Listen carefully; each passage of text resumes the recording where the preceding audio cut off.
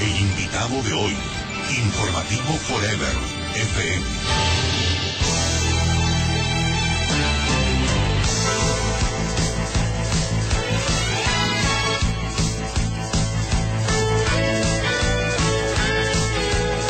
Ocho de la mañana, 48 minutos. Damos la bienvenida a Miguel Ángel González Fierro, quien es el director de Talento Humano, una empresa que se ha dedicado durante ya algunos años, décadas, podríamos decir, a la preparación de empleados para luego favorecer la gestión de las empresas.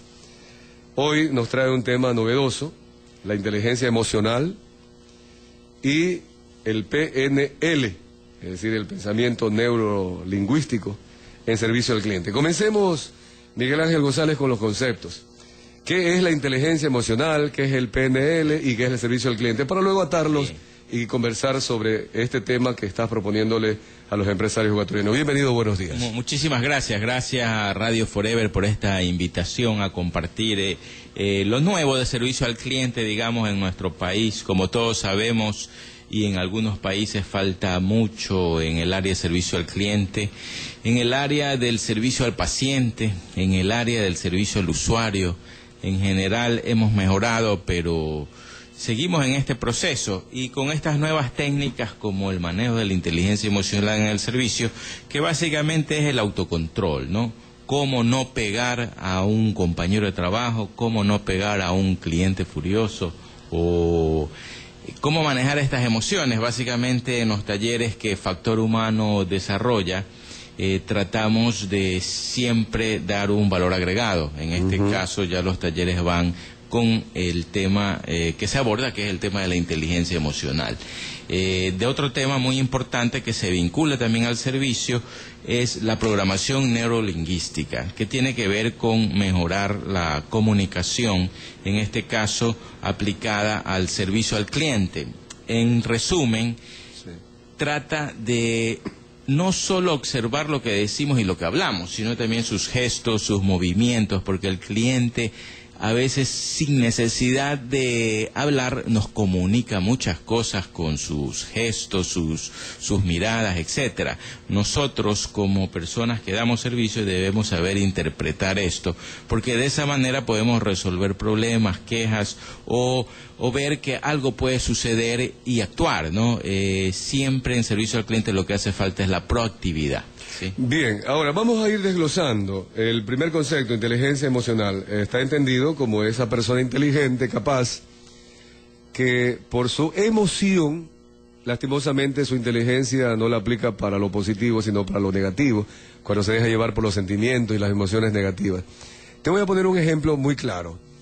El caso de en estos días que se ha hecho, para llevarlo inclusive con temas muy cercanos a nuestra audiencia. En estos días hemos analizado la evaluación que se ha hecho a los empleados judiciales. Algunos han calificado en materia técnica, académica, tienen maestrías, doctorados, pero no han calificado en el examen psicológico. Y ayer hablaba con con el presidente de la Asociación de Empleados Judiciales, el doctor, el juez Ángel Rubio Gain, y él quería una explicación a las autoridades. ¿Cómo es que alguien de alta calificación académica no había calificado en la parte psicológica? ¿Cómo explicarías tú desde la visión de la inteligencia emocional este tema? Básicamente eso ocurre en toda profesión, no solo en los judiciales, ¿no? Sino que hay que capacitar. Parte de lo que promulga el servicio al usuario, el servicio al cliente, es capacitar en este caso a los funcionarios para que tengan ciertas habilidades o puedan hacer cierto tipo de ejercicios, lo cual en el caso de lo que tú me comentas, de los judiciales... Por ejemplo, ¿no? De tantos temas que cada día tocamos. Exacto, le falta capacitación en esa área, desarrollo de habilidades en esa área, ¿no? Porque de pronto, como un fiscal puede perder la cordura con un caso, por ejemplo, o no saber manejar al usuario cuando este usuario obviamente está demandado o le dice algo al juez o al fiscal. en este caso, y él cómo reacciona, ¿no? A veces el político... En este caso, el cliente sería el abogado demandante, el abogado acusador, la víctima y el acusador. Entonces, ellos deben entender que están prestando un servicio público. Exacto. Y que sus sentimientos en algún momento podrían interferir Así es. en la acción ya ejecutiva de la justicia, por ejemplo. Así es. Y como anécdota, a nosotros nos tocó dar un seminario a las personas que reciben, como vulgarmente decimos, los muertos, ¿no? Ellos habían perdido la sensibilidad. Entonces escogían a un cliente, a un usuario que venía con un familiar fallecido, imagínense en ese caso que es muy grave, pero ellos lo cogían tan fríamente que nos contrataron para que esta persona que da el servicio vuelva a tener esa sensibilización, o en este caso haga una empatía con el cliente que viene muerto, pues se le muere un familiar. Para ellos tal vez reciben 100 casos de muertos al día, era muy indiferente, ¿no? Entonces perdieron esa sensibilidad. Sí, sí, inclusive cuando alguien está ya en etapa terminal y los familiares están deseosos de saber si se va a recuperar o no, saber decirles, de alguna manera consolarlos si es posible, o informarles. Exacto. Debe ser dicho de una manera adecuada para que no hiera la sensibilidad. Correcto. Pero como bien dices tú, podría haber médicos ya endurecidos porque 2, 3 casos al día. Claro. Entonces aquí estamos hablando de este sentimiento, la inteligencia. Entonces él puede ser un médico muy eminente. Así es. Pero a la hora de la hora, en su aplicación, en su relación con sus pacientes, no es la persona más recomendable. Así es. Yo tuve el caso incluso con un endocrinólogo acá muy famoso, pero que maltrata a sus clientes, ¿no? Incluso alguna vez yo lo llamé por teléfono y me contestó que cómo es posible que lo llame. Entonces, luego yo le indiqué que él estaba... Imagínate en la política, los políticos deberían dominar esto de la inteligencia emocional. Por supuesto. Primero, cuando son candidatos muy simpáticos, muy carismáticos, a todos tratan muy bien, porque todos significan votos. Pero cuando ya llegan a cierta función, caramba, se creen pues los dueños del puesto y comienzan a maltratar a quienes ellos consideran que no son tan agradables. Efectivamente, y ahí entra la programación neurolingüística, donde, como tú decías... Vamos a la programación neurolingüística. ¿En qué tono de voz le digo? ¿Con qué gesto? ¿Con Cuéntanos qué seña? un poquito en detalle. Primero, ¿qué es la programación? ¿Cómo te programas lo neuro y lo lingüístico? Tanto la parte interna de los nervios, del cerebro, con la expresión verbal. Bien, esos son estudios hechos en Estados Unidos por algunos autores, ¿no? Entonces, básicamente lo que trata es, según los estudios, de a esta gente que ha sido muy inteligente, muy exitosa, qué características o cualidades han tenido, y es el desarrollo de su manera de comunicación en este caso, ¿no? Su programación, cómo ellos ven los escenarios y cómo aplican a ciertas situaciones su manejo de gestos, ¿no? Porque ahí se determinó que a través de los ojos podemos determinar técnicas muy usadas por la CIA, por el FBI, que actualmente ya están hasta en el para país. Saber quién miente, quién dice la verdad. Exacto, ¿no? Si tú miras a la izquierda, si miras a la derecha, si te pones nervioso. Espero mirarte de frente, Miguel Ángel. Sin necesidad de los detectores, ¿no? Sino más bien solamente con tu rostro. Que a veces los detectores, los mecánicos, funcionan mal, se equivocan porque la persona puede manipular su sentimiento, su ritmo sanguíneo. Pero para esto hay personas preparadas. ¿Has visto cuando alguien va a pedir una visa para ir a los Estados Unidos? Estas personas son preparadas precisamente para, a través de la ventanilla, saber si le están diciendo la verdad o no. Así es, y no solo eso, sino que desde que tú vas ingresando ya hay cámaras y te van analizando tus gestos, tus movimientos, tus manos, etcétera. Entonces, si ven que estás muy nervioso, es por algo, ¿no? Han de decir, entonces ellos toman su propia decisión, ¿no? Pero estas técnicas aplicadas a servicio al cliente, a ventas, a comunicación, obviamente hacen que en este caso la habilidad y la competencia de esta persona mejore, para que mejore, recordando que en el caso del servicio al cliente lo da un humano, ¿no? Obviamente hay máquinas que dan buen servicio, pero yo siempre digo, cuando la gente da mal servicio, le digo, señor, si usted me va a decir lo mismo que me dice esta máquina, ¿para qué está usted? Si usted tiene que ahora vamos, Miguel Ángel, a lo que es el tema en sí. Yo creo que ya con este preámbulo, nuestros amigos oyentes, todos ya están enterados de lo que es la inteligencia emocional, la programación neurolingüística y lo que es el servicio al cliente, que es lo que vemos todos los días cuando vamos a un almacén. Tú, con tus años de experiencia en tu empresa Talento Humano, Factor Humano, perdón, has unido estas dos técnicas con el servicio al cliente. Ahora sí, preséntanos esta nueva propuesta que estás tú haciendo a los empresarios. Bien, básicamente son el desarrollo de los talleres, tanto de gerencia de servicio al cliente, como en un paso adelante, cómo lograr la ventaja competitiva a través del servicio al cliente. Y yo siempre promulgo que la capacitación es vital, o sea, en toda institución pública, en toda empresa, mientras más capacitados tengamos al personal, y en este caso, como tú bien dices, servicio al cliente aplicado a técnicas como habilidades de inteligencia emocional, programación neurolingüística, ¿a qué te ayudan? A que esta persona que da servicio cambie de actitud o se dé cuenta de sus errores, mejore la comunicación, sea proactiva, sea creativa y sobre todo soluciones, porque el cliente lo que quiere es una solución, no quiere un problema. O como alguien decía, nosotros hacemos algo por el cliente y si no se lo resolvemos, se lo hacemos el problema más grande, pero algo hacemos. Obviamente esa no es la idea siempre es dar buen servicio. Sí, hay un caso especial que quisiera que de alguna manera lo tomemos como un caso, como un taller, ¿no? Y tú en base a eso nos expliques por qué la actitud del uno, por qué la actitud del otro. Una señora llegó a un almacén a comprar una prenda de vestir y le preguntó, o sea, en la sección donde ella fue no había quien en la tienda. Se fue a otra sección y le preguntó a un empleado. El empleado le dijo, esa no es mi sección. Y si quiere hablé con el gerente. Fue a hablar con el gerente del almacén, en un centro comercial de acá, y le preguntó al gerente del almacén lo mismo, por una prenda. Y el señor le respondió, vaya a la sección y si no encuentra, es porque no tenemos. Lo que está allí exhibido es lo que vendemos.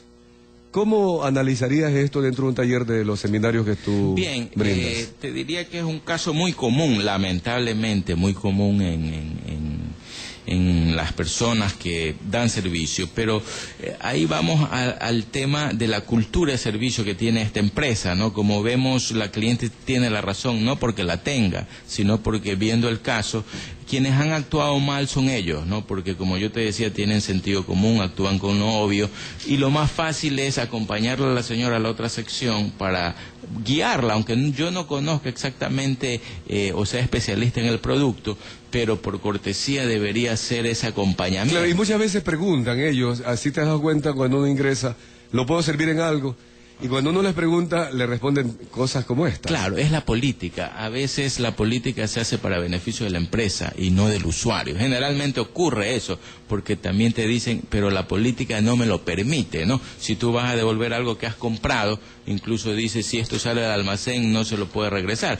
Pero hay casos que realmente o no te quedó o algo pasó. Obviamente, al menos que no sean prendas íntimas, que sabemos que eso no se puede devolver. Pero yo creo que es la cultura, la política, y en esto a veces el empleado no tiene la culpa, sino el director, el gerente. ¿Será que no los entrenan, dices tú? No los entrenan, definitivamente. A veces por ahorrarse ese dinero o esa inversión, ocurren este caso. Nada más lo contratan y lo ponen a atender clientes. Así es. Y es más, le exigen a veces cosas que ni él mismo sabe qué, ¿no? Ahora, esto se aplica no solo en un almacén, se aplica en todo cuando es contacto interpersonal, cuando debemos vender, o sea, un producto o un servicio. Así que, así como ponemos un ejemplo pequeño, puede dimensionarse entre gerentes inclusive, ¿no? Por supuesto, te comento que incluso en algunas multinacionales fallan los gerentes, cuando de pronto más bien el empleado es el que te facilita, de pronto va donde el gerente el caso y te dicen no. O sea, aquí el tema es que tenemos que, yo siempre digo, actuar con lo obvio, con la lógica, obviamente que no perjudica a la empresa, al almacén, no irnos contra la política, pero recordemos que si son casos excepcionales, hay que hacer la excepción, y la política también podemos nosotros manejarla a beneficio del cliente. ¿En qué porcentaje, te pregunto así porque es obvio que influye, el ambiente de trabajo influye en la actitud, en la acción de los empleados, en un mal servicio, un buen servicio? Bueno, te comento que eso tiene mucho que ver. Nosotros tuvimos acá una tienda por departamentos que realmente al empleado lo maltrataban. En todo el los dueños maltrataban a los empleados. A los empleados. ¿Qué actitud tenían los empleados con los clientes? Tenían una actitud como quien dice, mira, si tú no saludas al cliente, te voto. O sea, eso no puede ser una política. No puede ser, ¿verdad? Claro. Así, ¿no? Segundo, les pagaban a todos, o sea, lo que hagan, el sueldo básico y a veces ni el básico. Y algunos que solo contratan por 3 meses. Exacto, y tenían esa política. Ya sabe, ¿no? El empleado que se va a ir. Así es.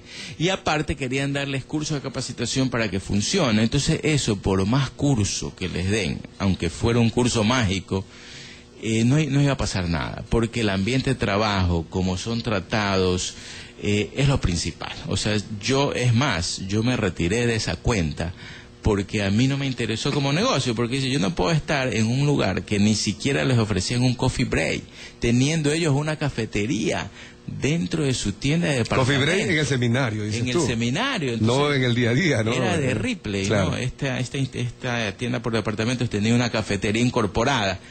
Y tú puedes creer que no les dieron coffee break en 4 o 5 horas de Sí, charla. yo creo que ahí hay un mal que igual lo podemos tratar, porque podemos ver toda la programación neurolingüística y la inteligencia emocional desde el punto de vista del dueño del negocio también. Es decir, a ellos también hay que hacerle un estudio y sus recomendaciones. Pero antes de llegar a diagnóstico, ¿no? ¿Crees tú que el ambiente social en el que estamos viviendo, ese conflicto político, económico, que cada día vivimos, las agresiones, los insultos, etcétera, etcétera, etcétera, ¿no?, influye también en que los empleados hoy día ya no se sientan con una obligación de atender bien a los clientes? Bueno, todo el ambiente tiene que ver y influencia en toda la parte comercial. Claro, yo me refiero a esa lucha de clases, ¿no?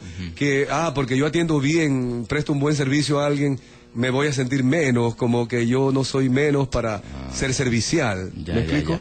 Bueno, sí, en definitiva hay gente obviamente que tiene mucho complejo. Yo incluso me he encontrado con algunos casos, y es triste, de jóvenes, ¿no? De jóvenes universitarios que no captan que la idea es servir, que el hecho de que yo me agache a ponerle el zapato a un cliente, si yo trabajo en una zapatería, no quiere decir que eso me denigre, ¿no? Sino al contrario, es parte de mi labor. O el botones en un hotel que no le quiere llevar las maletas al pasajero. Claro, y esos casos se dan, ¿no? Básicamente esos son los complejos, ¿no? Y ahí hay que trabajar muchísimo en la autoestima de la persona, ¿no? Porque esta persona... En la programación también, ¿no? Y básicamente en sus gestos, su manera de ser, su comportamiento. Yo incluso le decía a un joven ahora último, que de qué le sirve el título universitario, porque él 5 en punto salía del trabajo y su título, si su actitud no iba a cambiar, si su actitud hacia el servicio, si su actitud hacia la vida, si su actitud hacia ser profesional no iba a cambiar, su título de qué le servía. O sea, hay personas que tienen incluso maestrías, lo que tú decías, PhD, diplomas, son especialistas en su área, pero en cambio no son muy buenos comunicadores, y de ahí el problema de que no tengan éxito en su carrera o en su profesión. Un padre me llamaba hoy día y me dice, Miguel Ángel, ¿vas a hacer algún vacacional? Me interesa que mi hijo vaya porque le falta comunicarse, porque veo que tiene problemas de autoestima. Claro, lo lastimoso es, Miguel Ángel, y lo he compartido, lo he visto porque también he dictado seminarios de servicio al cliente, no con estas tecnologías de la inteligencia emocional, en parte se lo tocaba hace 2 décadas atrás, hasta que Daniel Goleman desarrolló toda esta teoría, ¿no? Y en la práctica también. Y luego la programación neurolingüística, en la que yo personalmente no he participado. Pero yo veo jóvenes muy bien preparados, inteligentes, capaces, con padres exitosos, pero que a la hora que les toca hacer una exposición, por ejemplo, son muy limitados. ¿Cuál es la causa por la que no logran explotar esa capacidad académica, esa inteligencia, y lastimosamente se limitan? Bien, esto viene desde que somos pequeños. Yo creo que los padres debemos ser buenos coach, buenos entrenadores, ¿no? Y si vemos que en el camino nuestro hijo tiene ciertas debilidades, en ese momento fortalecérselas, ¿no? En el caso, por ejemplo, de mi hijo. Mi hijo tiene apenas 11, 12 años y él ya ha estado en 4 o 5 cursos de cómo hablar en público. Entonces, ya ahora me felicitan porque pronuncia bien, tiene buena dicción.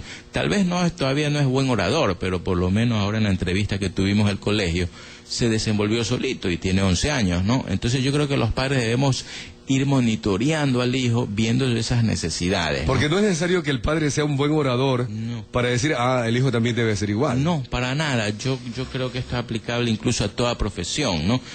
Ocurre que a veces las personas son buenos ejecutivos, pero ya en el manejo de la comunicación es cuando fallamos. No se comunica bien, no sabe escuchar, se irrita por cualquier cosa, aunque fuere pequeña, etcétera, ¿no? Entonces, no se prepara, es perezoso para leer. Exacto. Entonces yo creo que la lectura, como tú dices, en este momento es muy importante. También esta persona que me hablaba de su niño me decía, y no le gusta leer, porque recordemos ahora los aparatos, la tecnología, el Play 1, Play 2, PlayStation, Xbox, el Wi-Fi, etcétera, ¿no? Si nosotros como padres no dosificamos, ¿no? Lo que nosotros hacemos en casa, por ejemplo, es que mi hijo 1 hora máximo tiene su Play y tiene su Wii, pero de ahí fútbol, lectura, un poco entre paréntesis se lo obliga, ¿no? Pero con premio castigo, ¿no? Si tú lees este libro te llevamos a tal parte o te damos tal cosa. Claro, de alguna manera cuando aún no tienen uso de razón, inclusive, ¿no? Cuando quieres que lean un cuento,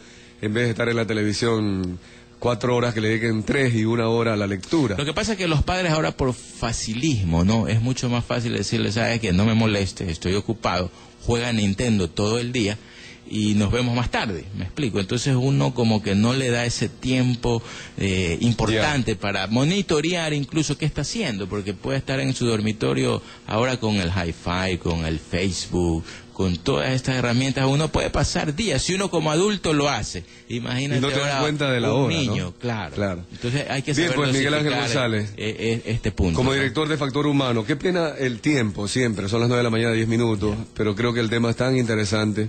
Yo quería correr un poco al comienzo, pero no, mira, nos pasamos 10 minutos a las 9.